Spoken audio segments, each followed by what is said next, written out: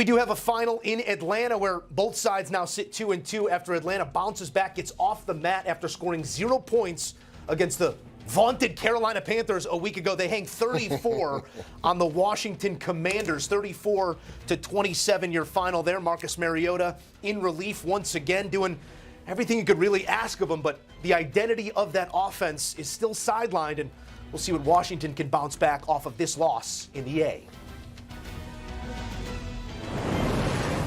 And for more, we take you back out to the building where the pride of Pewaukee is standing by, J.J. Watt, putting the finishing touches on this one. J.J., it's great to be with you always. I want to make sense of what we saw here over the last 2 weeks for Atlanta. After getting blanked against Carolina and hanging this number, from your preparation to this performance, what do you make of it all?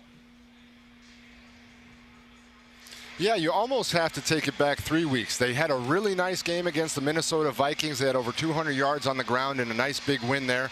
Then they come back against Carolina and hang up a goose egg. They have 0 points on offense, and all of a sudden the whole world's fallen. Everybody's asking, what's wrong with the offense? What's wrong with Michael Penix? Do you need Kirk in there? Zach Robinson moves down from the booth down to the field. They fire their wide receivers coach, and TJ Yates steps in.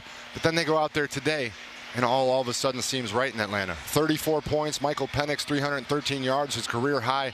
Everything today was clicking, and that's the offense that the Atlanta Falcons fans and their coaches and players envision. Yeah, Penix still a mistake here or there, but when he gets into his flow and the ball spinning off his hand, special stuff here, as you pointed out, the numbers that follow this one to a win. On the other side, so much of the identity of this team, not just offensively, is tied up in that man that we're waiting to come back. Jaden Daniels not there. Marcus Mariota always serviceable in relief. But what have we learned in the absence of Daniels about this Washington team and their current makeup? Yeah, you have to consider all the injuries that they're going through. Not only are they missing their quarterback, their leader, their star, but they're also missing another star, a leader, Terry McLaurin. And so those guys make that offense go. They have the ability to make the plays when things aren't hitting. When you're playing the #1 passing defense in the NFL and the Atlanta Falcons, you need those superstars to make plays to unlock it. And they just didn't have that today. And they get behind, and then you have to start throwing the ball. They said they didn't want it to turn into a drop-back game, and that's exactly what it turned into. When you're behind the score, you have to drop back and pass, and that's just not who they were going to be successful as today. You know, JJ, at each level of football, I'm sure you were the guy that everyone looked at, and he's ready for the next level. There's still those guys on Sunday as well. I'm interested in your take on Bijan Robinson, getting ready for calling his game, and then what you saw in the way that he performs, the seamlessness in which he split out to the outside and becomes a receiver. He's one of those awe-inspiring guys. What comes to mind when you think of a player of that talent? No weaknesses. That's what Washington Commanders coordinator told us. He said at the beginning of every single week, I write down a strengths and weaknesses for every player on the other team. I got to Bijan Robinson. I had no weaknesses to write down. He can run the ball, he can catch, he can block, he can do everything, and that's what we saw. He's just a versatile, dynamic player. He called himself the engine of the offense, and that's exactly what he is, the engine, and they need him to go. And then if they get Michael Penix and the receivers rolling, all of a sudden they've got a special thing. I'm looking at 106 through the air, 75 on the ground, a house call. Bijan Robinson, something special. And it's always special to spend some time with J.J. Watt. Appreciate you, pal. Thank you. J.J. Watt and Ian Eagle on the call there. Our team on the NFL Today each and every week, setting the stage. You know, there's one place to be for the best coverage in all of the NFL. That's with us on CBS and streaming on Paramount+. Back in studio, Joe Musso alongside Leger Douzable. And Duz, this is the type of stuff that we come to expect out of Bijan, but that does not take away the amazement we should have for it, because there's expectation for a player, and then there's exceeding it on all accounts. What do you make of the performance today? Moose, he makes it look easy at times. You talked about an easy runner on the outside. I love Michael Penix understanding what the Commanders were doing defensively. Got some blitzes, right? You got one-on-one with Bobby Wagner. Your running back's going to win that 10 out of 10 times. Just put it out there. And it seems like he's jogging at times when he's out there on the field. But the thing that makes him different than every other running back is his ability to line up as a receiver.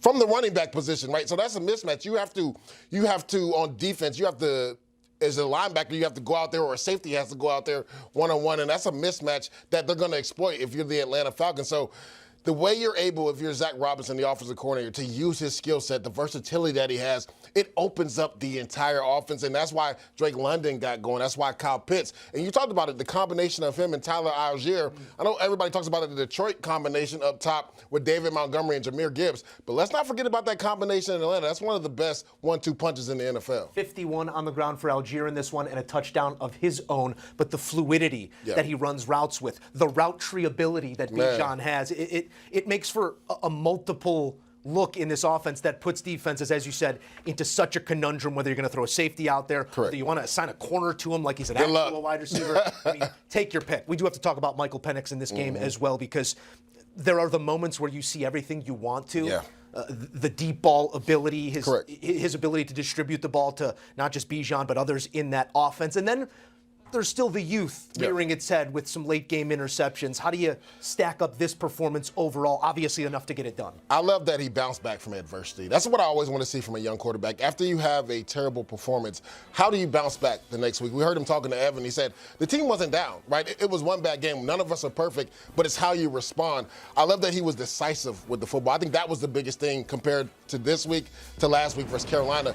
He knew exactly where to go with the football. And when that back foot hit, he let it go. He threw some frozen ropes on some out routes to Drake London. We saw Kyle Pitts get involved in the red zone. Then also finding your best playmaker on the field in Bijan Robinson in space in mismatches. I love that he was so decisive with the football. And then even showed a little bit of mobility. We were upstairs watching it move on a pivotal third down when the Commanders were trying to make a comeback. He's able to make a few defenders miss and pick up a crucial first down to bleed some more clock. So I love how the young man responded today. 20 of 26 for 313, 2 touchdowns, and as you said, some big plays and big moments. Not much to nitpick there for Penix, who bounces back off that 30-0 loss with a big offensive performance here in a win. A quick thought here on the Commanders, because we can't really deduce what they are or what they're going to be until the guy is back. But in his absence, we're still comparing this team to what they were a year ago in their makeup around what a quarterback's going to be. How do you compare the way they exceeded expectations last year and maybe the effort that they're meeting this year with? And that's the thing, right? When you have those expectations and you supersede them, now the floor or the ceiling is risen, right? And now they don't have Jaden Daniels. He's not out there. Marcus Mariota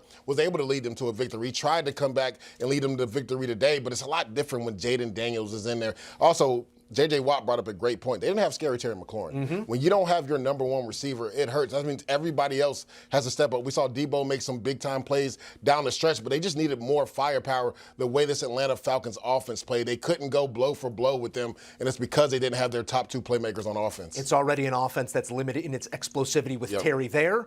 In his absence, even more so. It is a 34-27 victory here for the Atlanta Falcons at home, bouncing back. A look here at Michael Penix Jr. this season. The first 3 games, shaking off some rust, not efficient in the way that he was distributing the football, but maybe we found something here. 77% for 313 and 2 tugs.